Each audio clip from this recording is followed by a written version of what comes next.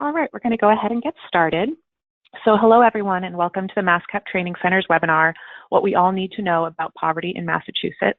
And this webinar is going to go into the new report, Obstacles on the Road to Opportunity, Finding a Way Forward, which was written by the Mass Budget and Policy Center, or Mass Budget, and commissioned by MASCAP. My name is Jess Benedetto. I'm MASCAP's Director of Training and Performance Management. And MASCAP is a statewide association of Massachusetts' 23 community action agencies. We run the MASCAP Training Center, which offers training and resources to enhance the ability of each agency to serve its clients, develop its staff and board, improve operations, expand capacity, and comply with funder requirements.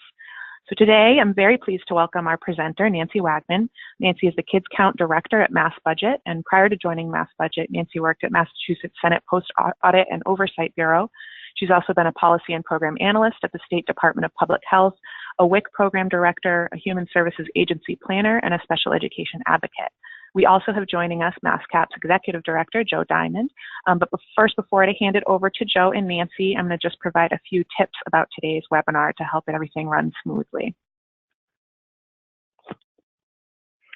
Okay, so you should have been prompted to choose your audio option, choosing either your computer microphone and speakers or to switch to a phone call. And if you're using the phone, you just have to enter the audio pin you received. If you're using a headset, you might need to click the drop-down menu under microphone and select internal mic. For best viewing of the webinar, you should expand your screen to full screen using the square box in the top right-hand corner of your window. You should see your GoToWebinar control panel located at the top right corner of your screen. All attendees will be muted during the webinar. You should use the questions box or the chat box in your control panel if you do have a question or comment. And if the box is collapsed, you can expand it by clicking the arrow next to questions or chat. You should see a drop-down menu within the chat box that allows you to choose whether you want your question to be directed to everybody on today's webinar or just to the panelist and organizer. We'll address questions and comments at the end of the webinar, so you can just type them as we go, or you can wait until we get to the question slide at the end. If you do have any issues, first try closing and relaunching the webinar, and if that doesn't work and you're still having any trouble, you can go ahead and feel free to email me at jessbenedetto@masscap.org. So before we hear from Nancy, I just wanted to turn it over to MASCAP Executive Director Joe Diamond. Hi, Joe. Hi, thanks, Jess, and thanks everybody for joining the webinar. And it's my pleasure to get things started and provide some background and context. I won't take that long, but it's about where we've come and where we're headed. MASCAP is, as you know, the association of the 23 community action agencies, as Jess noted, and these are agencies that were founded over 50 years ago as part of the Great Society programs to address and ultimately eliminate poverty. We are very proud and pleased to be able to work with Mass Budget. This report that Nancy will be summarizing today is actually the third in the series, and it updates the one that was produced in 2014. We believe, as the federally mandated anti-poverty network in the state, that it's incumbent on us to bring the information that's in this report about poverty, about the people that we serve, and about ways to address poverty and inequality in Massachusetts. We feel it's incumbent on us to bring that information forward, to shed light on it, and to start conversations about it, to look not only at why and how the programs that we run have worked, but also what we can do in terms of policies and programs and practices to continue to improve how we serve people and help people across the state of Massachusetts in addressing inequality. This report was followed up on after it was published in May with a series of forums, a series of conversations, if you will, in Boston, Lawrence, Quincy, Worcester, Springfield, and Williamstown in Western Mass. And again, our way of continuing this conversation and learning locally about the people that we serve, but also how in local contexts we can continue to move forward. We can continue on the road to opportunity. The information that we provided in the report and will be provided today is important for a variety of audiences, for the people that we serve, for allied organizations, for elected and appointed officials at all levels, but critically, it's also important for the people that work in community action agencies. We know that the people that work in community action agencies are motivated and inspired by their devotion to the mission. But at the same time, we also know that an understanding of the history of community action is very important to that work, and important to the inspiration behind it. But also, information is really critical. So we firmly believe that providing this updated information about the nature of poverty in Massachusetts and how we address it and can continue to address it is so important to bring to all the people who work in community action and to allied organizations and anybody who works with vulnerable individuals and families. This is also a prelude to some continued training that we will do with people who work directly with the folks that we work with, people in our agencies who can help with some advocacy training for people living with low incomes.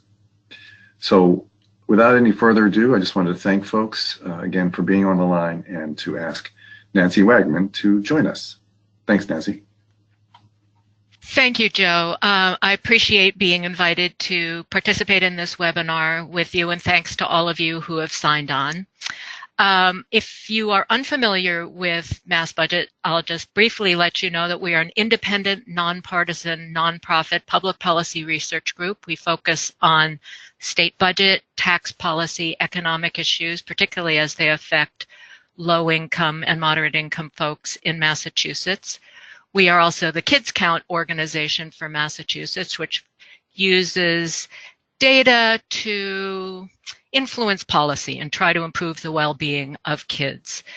And I think that this partnership between MassBudget and MassCap in developing this report for MassCap and then publicizing it and promoting it across the Commonwealth has been really valuable for both of us, and I'm very glad to share highlights from this report today. Now, the report itself can be found on MassCap's website, on the MassBudget website, which is massbudget.org. You go to the Kids Count page on our website and the report is right there. And I will say this presentation isn't exactly the report. The report has a lot more detail than I'll be able to share with you today, and I also have more updated data than was in the report back in May. But I hope that the webinar today will encourage you to want to take a look and dive a little deeper into the report itself. So this is the cover of the report. As you can see, it's Obstacles on the Road to Opportunity, Finding a Way Forward. And today's Today's webinar will have 4 parts. First, we'll start with some history and context. We'll then get a chance to talk about policies and the impact of policy. When we think about obstacles on the road to opportunity, we want to think about what works to remove those obstacles, and we'll talk a little bit about that. And then finally, at the end, I want to highlight some emerging roadblocks on the road to opportunity, some new challenges that have emerged, are emerging, that we need to consider. So what is the promise of opportunity? What is this promise offered by this road? Well, first of all, I think you all know this promise, that kids should be born into safe, stable homes in safe and well-resourced communities, that they should have access to high-quality, affordable health care, including behavioral health care, oral health care, that kids should have access to a great education from their earliest days until they're ready to pave their own path into adulthood. Families should have well-paying, stable jobs that allow them not just to make ends meet, but also to be able to put something aside for the future. And we all know that this is how we ensure that every child has the best chance and the brightest future. And this is how we ensure our best way forward as a Commonwealth. So what does this road to opportunity look like? Well, I'll draw you a picture, and we'll make this sort of a historical picture to start. Here's a picture, and it's going to be a graph. And this graph is going to draw a picture of what we know as the post-World War II boom. Along the bottom of this graph, you can see we have years, 1948 to 1973. That's, about the period we think of when we think of the post-World War II boom. And what we're going to measure is growth. So if something has grown 100% over these years, it just means it's doubled. So here's a picture. This is productivity growth during this period from 1948 to 1973. Now these are national data because that's all that we have available. A little later on in this presentation, I'll be able to share some state level data. But let's look at national productivity growth, and you can see that during this period, productivity, which is technically for the economists among you, output per worker hour, productivity has essentially doubled over this period. Now there's some wiggles here and there, but you can easily see the trend that productivity has grown. Now what does this mean? Now for simplicity's sake, let's say we're going to call productivity growth, let's call it a proxy, a substitute or sort of a picture of growth in the economy. So during this period, what you can see is that economic growth was strong and consistent. Here's another part of our picture. This is the picture of growth in what's called compensation. And compensation technically is non-supervisory wages and benefits. And for simplicity's sake here, let's just think of this as growth in what's going into workers' pockets during this period of time. Now, what's so striking to me during this post-World War II period in this picture is how tightly these two lines grew together. So what I take from this picture is that after World War II, the U.S. economy and wages for many working people grew together. In other words, the economic benefits of growth in production were benefiting workers in the form of their wages. And let's take a look at what this really means. So what we've done is every year we line everybody up by their income and we divide them into groups and see what's happening to incomes across the income distribution in, again, national data. And what we can see here is folks at the bottom of the income spectrum, those with the lowest wages, their incomes grew during this period. Wiggles, of course, but you can see the general trend that during this period for families with lower incomes, those at the bottom fifth of the income distribution, their incomes even more than doubled.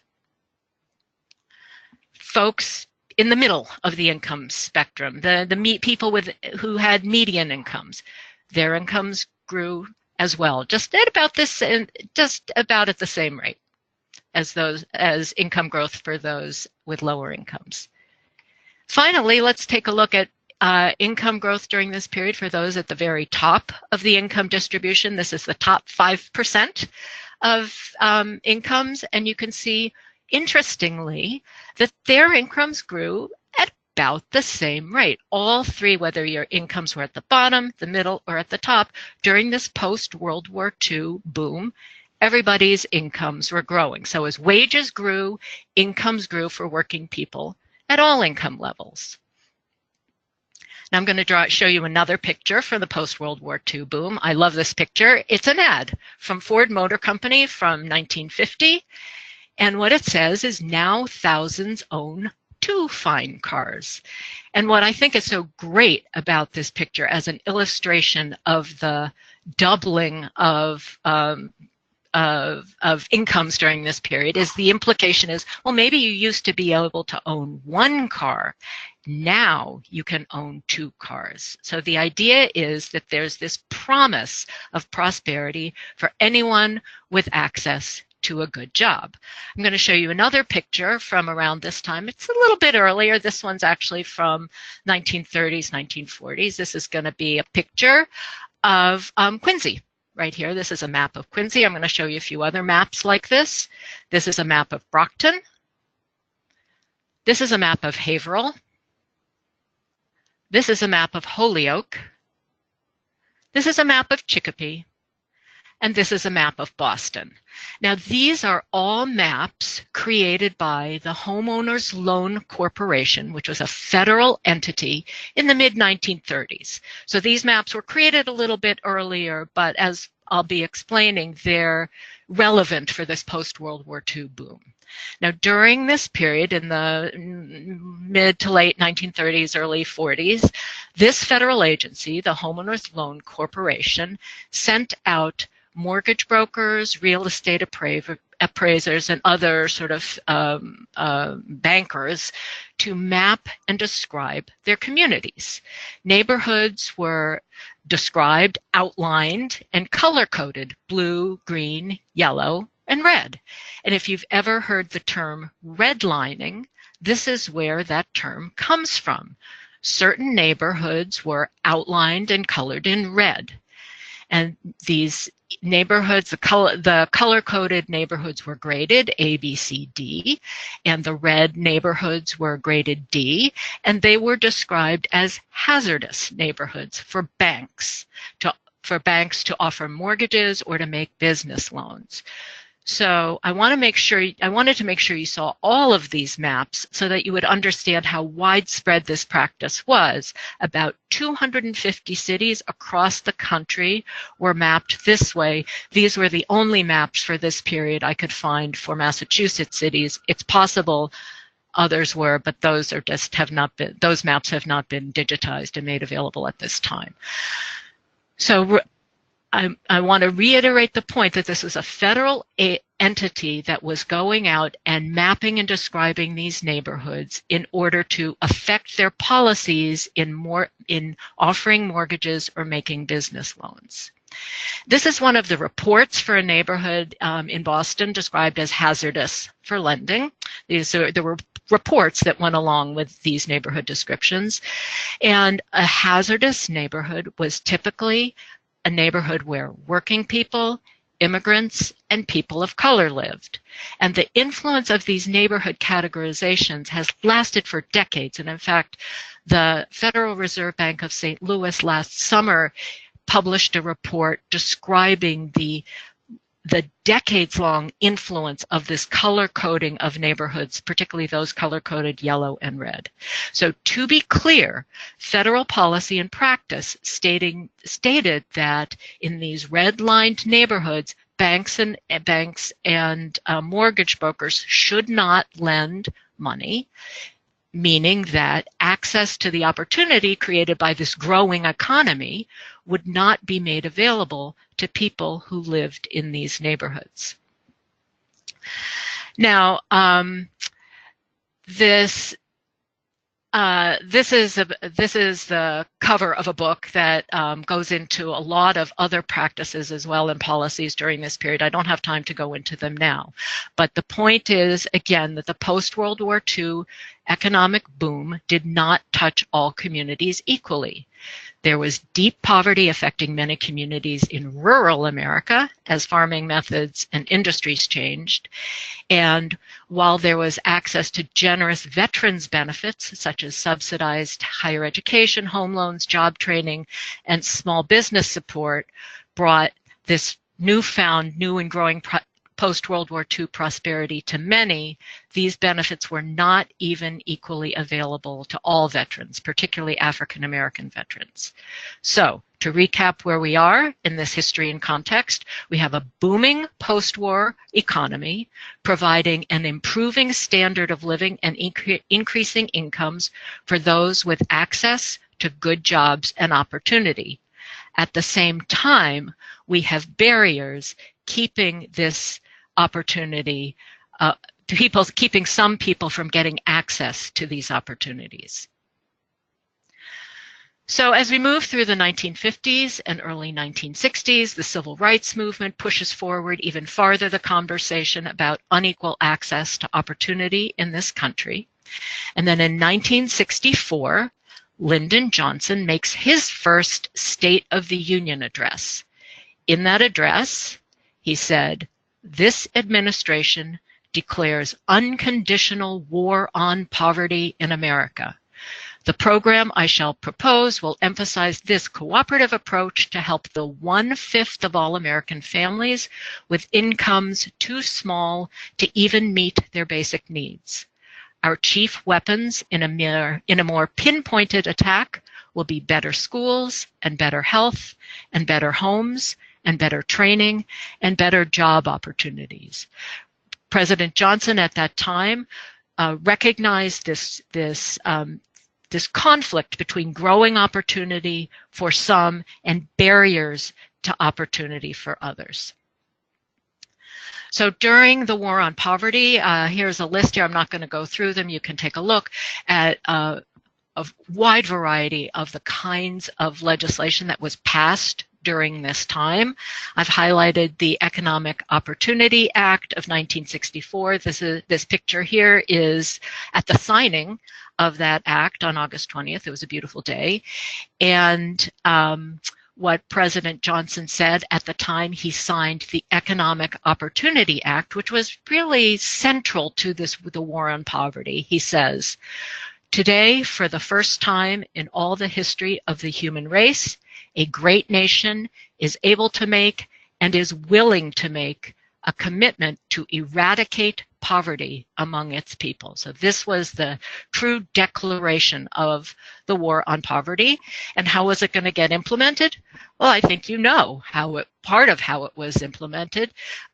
A centerpiece of the War on Poverty was creating a network of community-based initiatives to address poverty. Right here, these are the 23 community action agencies that were created during the War on Poverty explicitly to implement the programs created and to address poverty in their communities. So we've declared a war on poverty, and I guess the first question we want to ask ourselves is, did it work? So what I'm going to show you next are census data from the first decade of the War on Poverty. This is data about poverty in the United States and poverty in Massachusetts. And what you can see is right away a drop in poverty. Poverty is cut by 1/3, both nationally and in the Commonwealth. So right away from the start, we see a significant drop in poverty coincident with the declaration of the War on Poverty.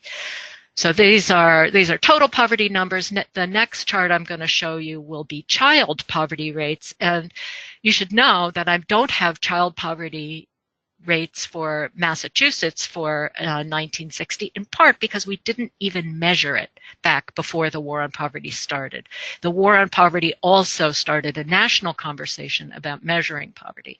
So here's the child poverty rate. For the blue line is the US child poverty rate. The orange line is the Massachusetts child poverty rate. As I say, we don't have data for 1960 for Massachusetts, but let's just assume that it follows about the same trend as the US rate. And what we can see right here very clearly is that drop in the first decade. But something's kind of interesting going on here, because these lines aren't dropping after that. So we see a drop in the beginning, and then poverty rate levels off. So what's going on? I mean, why has poverty persisted since the implementation of the War on Poverty? So there's one possibility. Maybe the initiatives created during the War on Poverty just didn't work. So interestingly, we have a pretty powerful tool created by the U.S. Census Bureau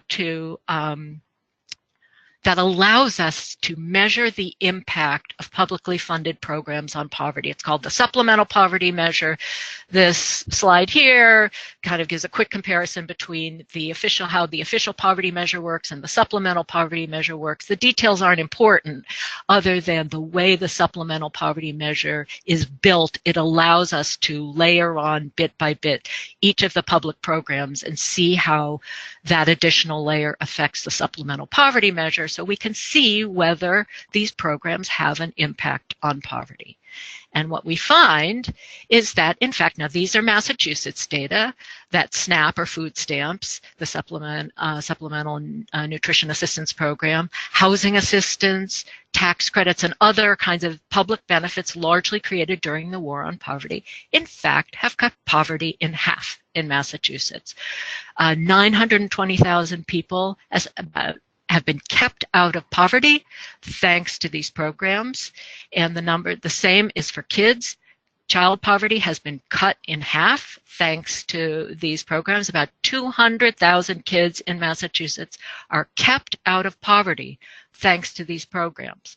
Okay, so I think we're getting some information here that helps us understand that maybe the problem isn't that these programs don't work. We have these data that show us that these programs are in fact keeping people out of poverty.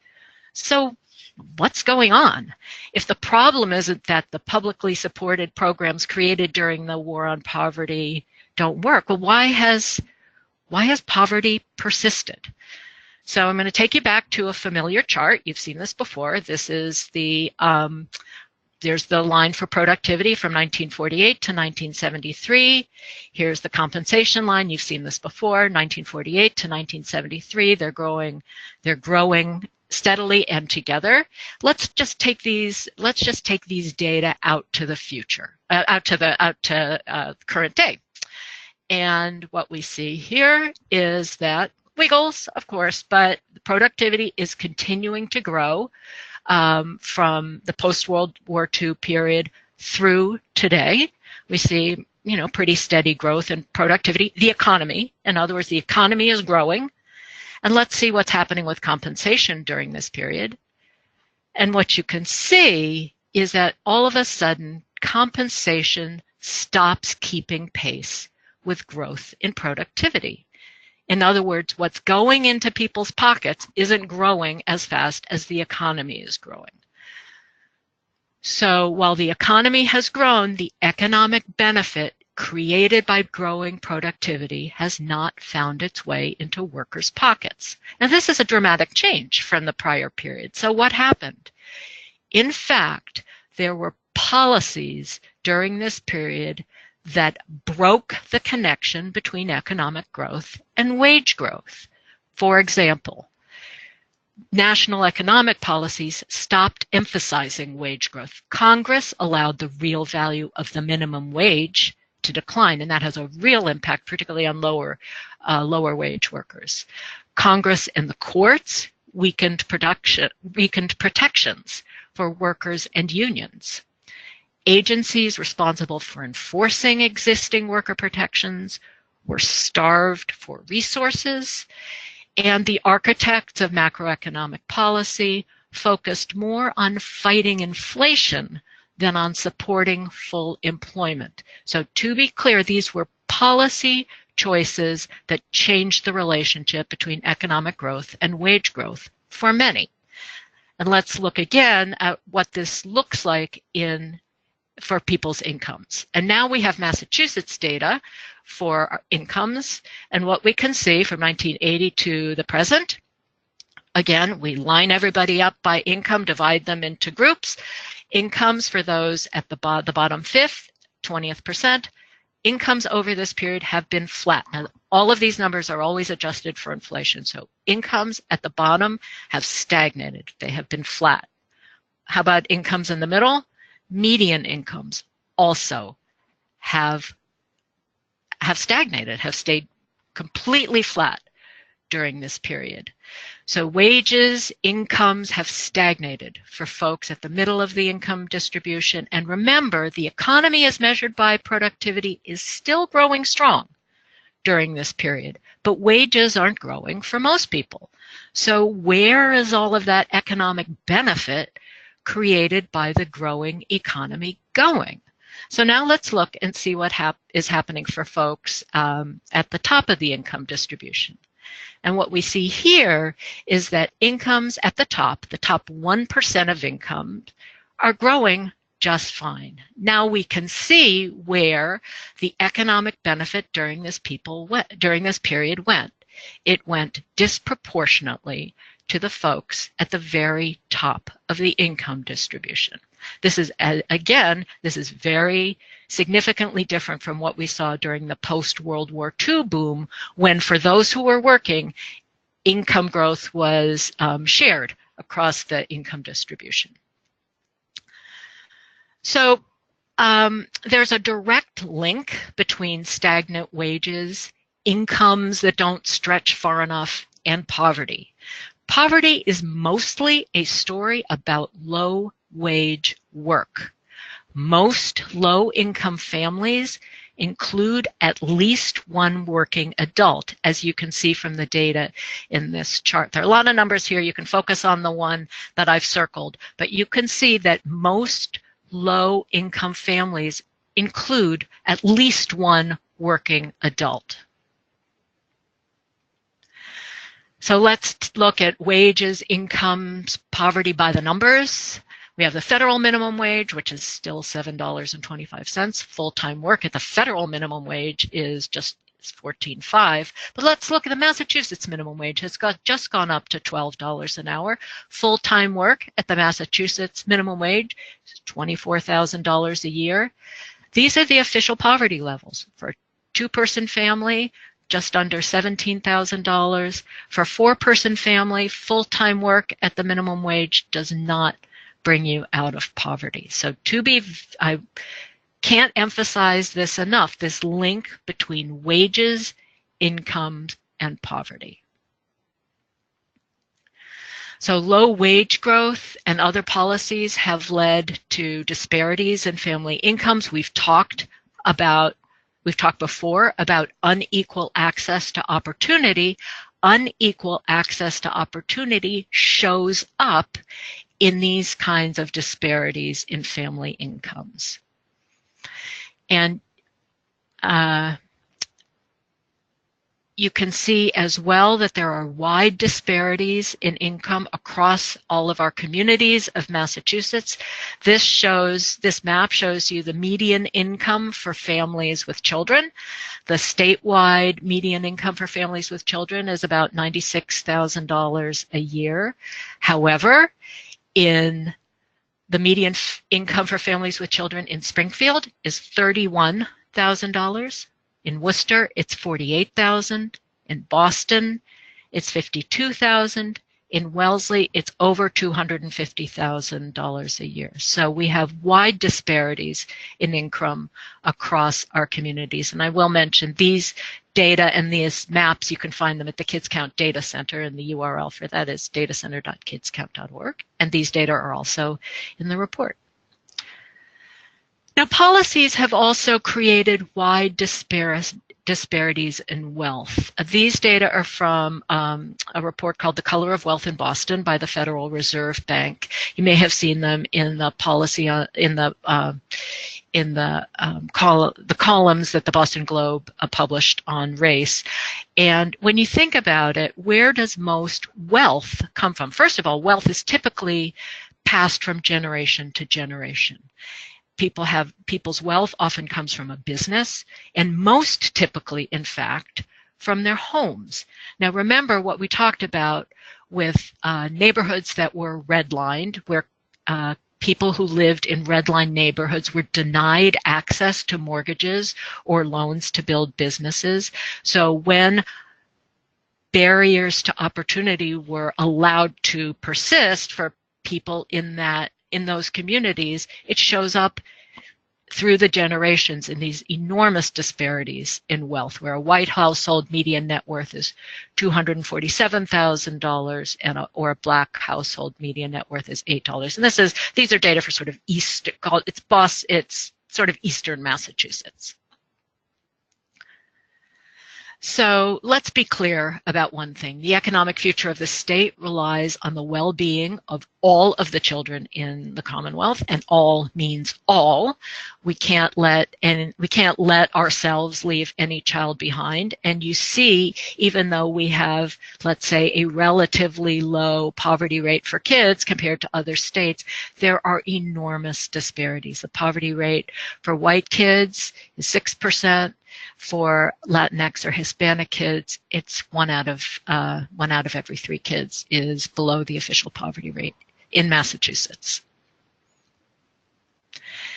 Here are data for child poverty across the Commonwealth. Children under poverty, 100% at the 100% poverty level. As I say, the official poverty rate is 14-15%. Slightly different measures here. But however, the child poverty rate in Springfield is 44%. In Worcester, it's 31%. In Boston, it's 30%, and in Wellesley, it's 5%. So there's huge variation across the Commonwealth. And even children who live in families that are near poor have trouble making ends meet. So this is data for kids under 200% of poverty, twice the poverty rate. It's about 29% statewide. However, 71% of kids in Springfield are poor or near poor.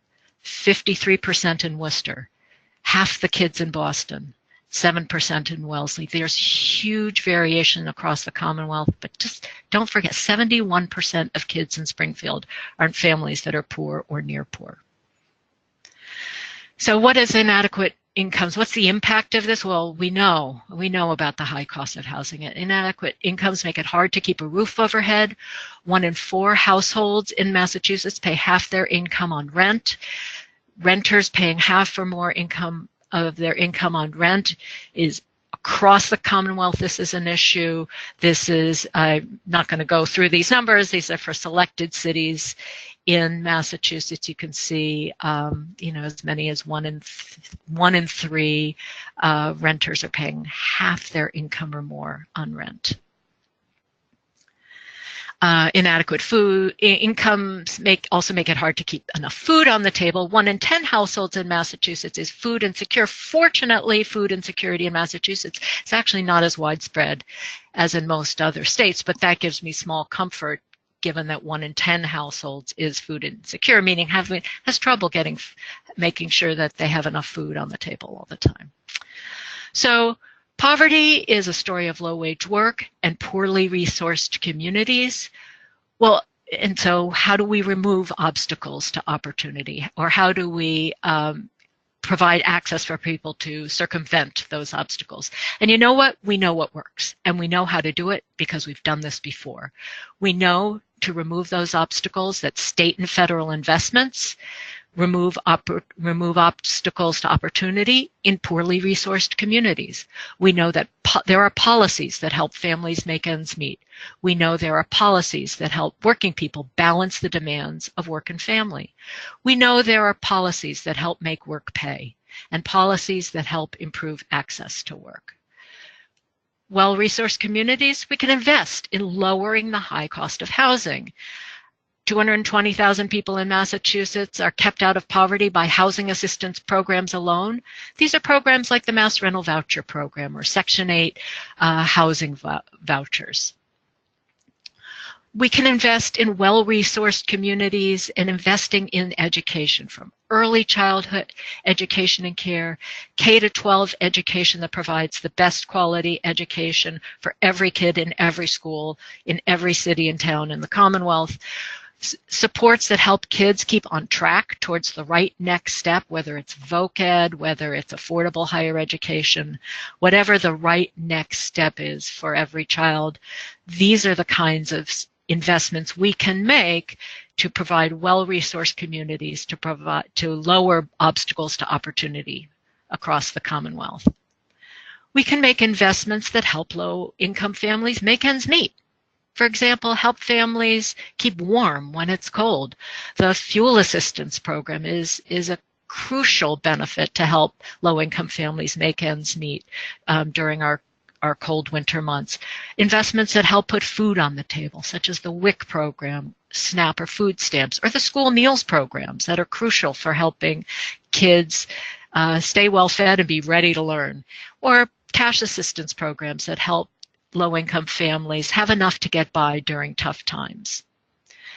And we know how to do it because we've had victories that help make work pay. We've increased the minimum wage, which will benefit 22% of kids, 19% of working parents, and the minimum wage went up to $12 the beginning of this year and will work its way up to $15 an hour.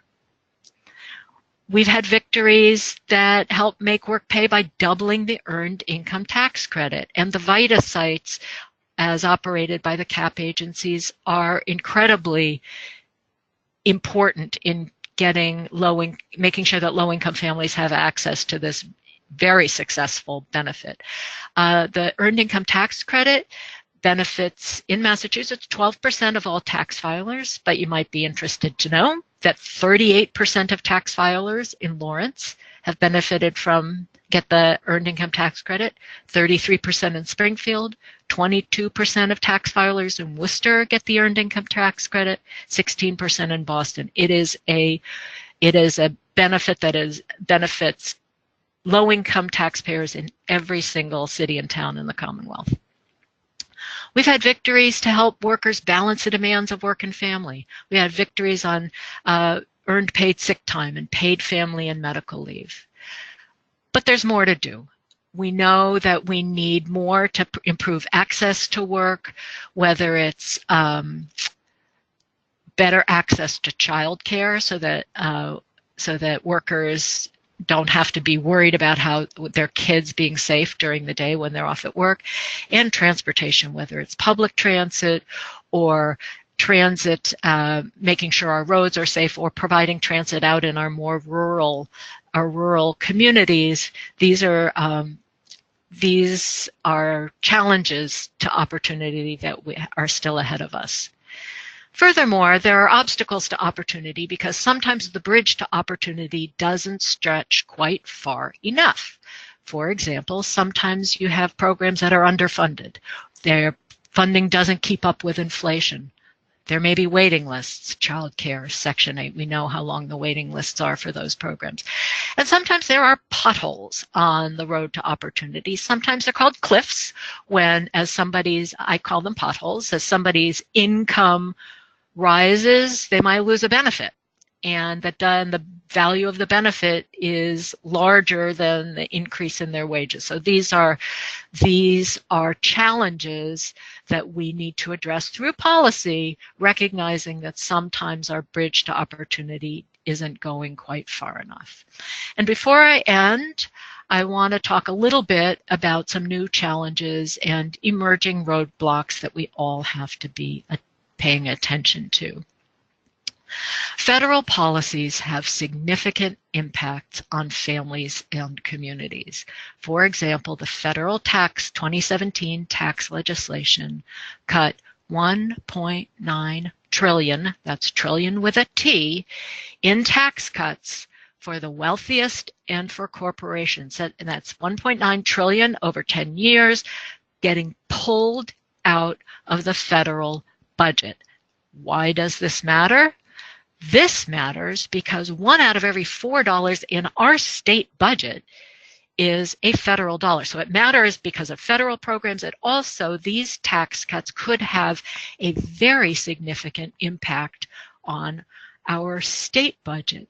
If, in order to balance the federal budget, because this huge hole has been created, Congress says the only way to balance the federal budget is to cut federal funding for programs, that could have create a very significant hole in our state budget as well.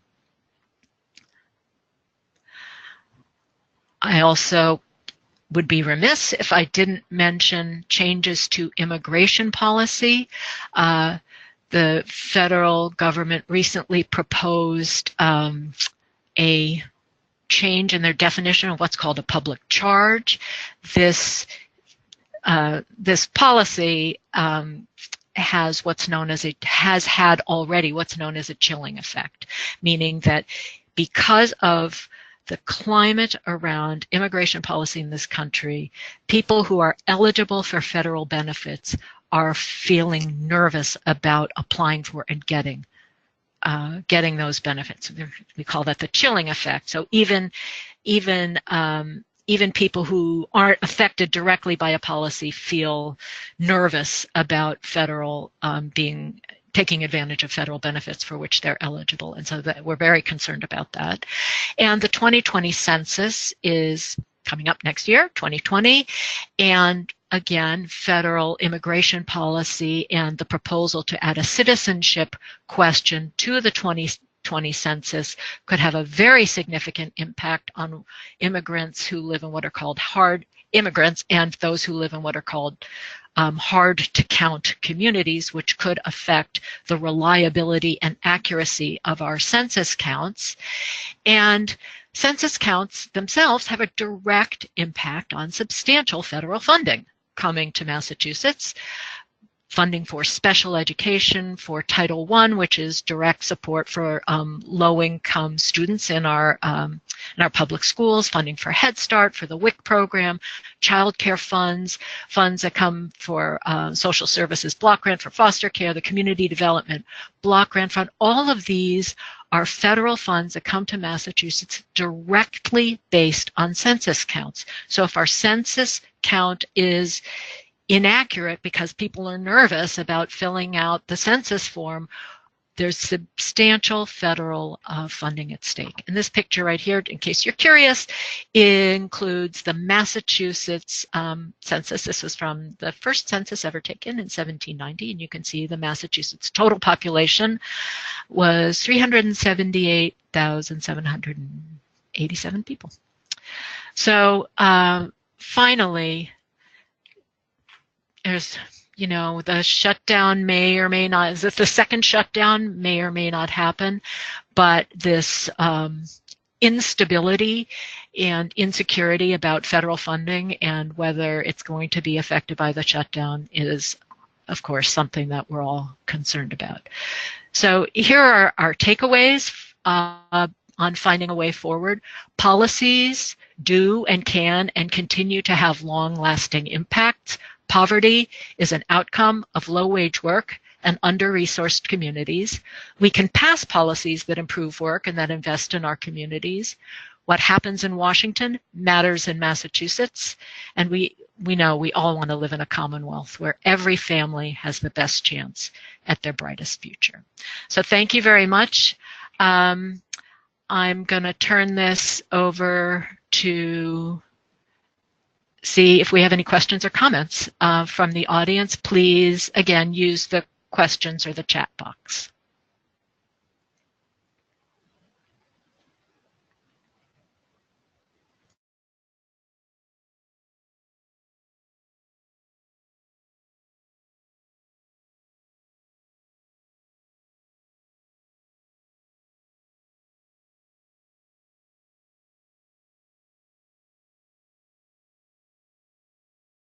Okay, I don't see any questions or comments, which is fine. But you can feel free to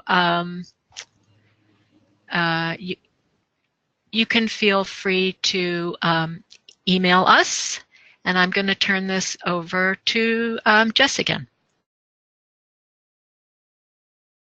All right, great. Thank you, Nancy. Sorry, I had myself muted there for a minute. I was looking at the questions in chat, and it doesn't, as Nancy said, it doesn't look like we have anything. But if anybody does have questions, you can go ahead and email them to me at jessbenedetto@masscap.org on the screen there. And I'm happy to see what we can do to answer those or reach back out to Nancy and get you connected. So before we close out, again, I just want to thank Nancy so much for all of this great information and all of the really hard work that went into creating this report.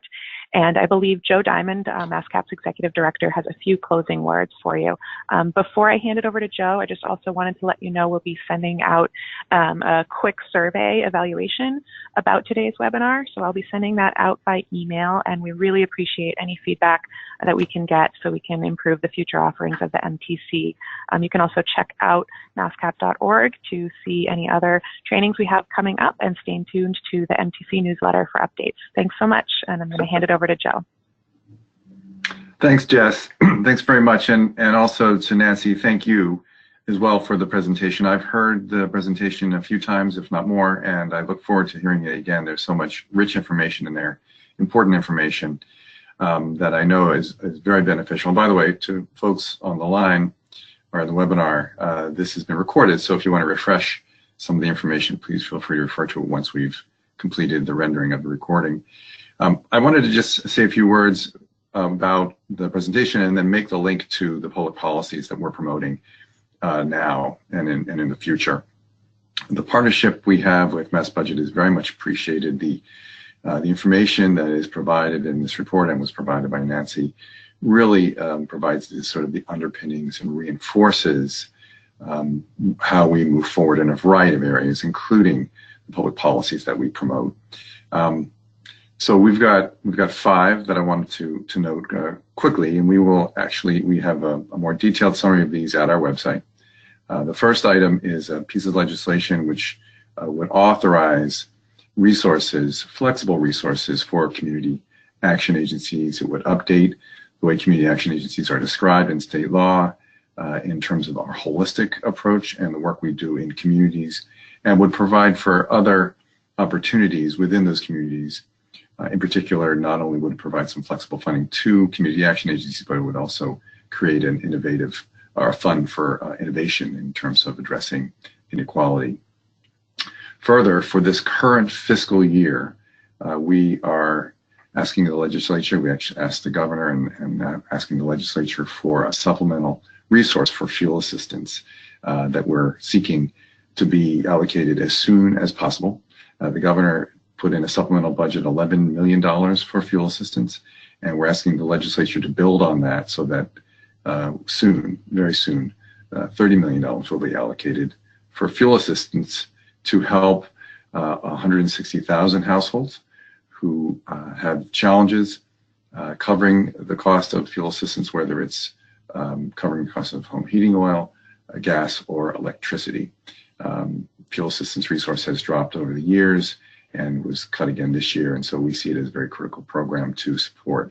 For FY20, certainly there are a few other priorities that we are pursuing in a few areas. The first area is early education and care, and we are seeking within a coalition, working within a coalition, to increase early education and care teacher salaries, sort of quality through compensation. We want to make sure that we've got stable workforces to help low-income families with early education and care, including Head Start. Head Start is also a priority. We want to increase the state line item, which supplements the federal resources that come in for Head Start. And as well, we want to strengthen a referral program that helps people make connections to early education and care resources, that is early education and care opportunities for their children. It's the Child Care Resource and Referral Program, which we're seeking to increase resources for as well. Nancy also mentioned the Earned Income Tax Credit and Voluntary Tax Assistance sites. We are working with the coalition to further expand the Earned Income Tax Credit to go to 50% of the federal credit. It's been increased from 15% to 30% in the past few years, and we're hoping to cause that to go higher. We are also seeking resources for VITA sites. There are 80 across the state. The community action agencies run close to half of those, and the resources would support this very low cost but high return activity, allowing people, giving low income taxpayers an opportunity to access the Earned Income Tax Credit and other tax credits. As well, we are seeking support from sort of within the context of creating a foundation for economic opportunity. We're seeking support and working with the coalition to support a line item, increase a line item that would help unaccompanied youth avoid homelessness. It's a prevention approach to homelessness. So those are the areas that we are pursuing. And again, the background, the context, and the reasons we are working on these areas of activity, these areas of priority, stem from the information in the report. So thank you very much for being on the line. And again, thank you, Nancy, and I will turn it back over to Jess.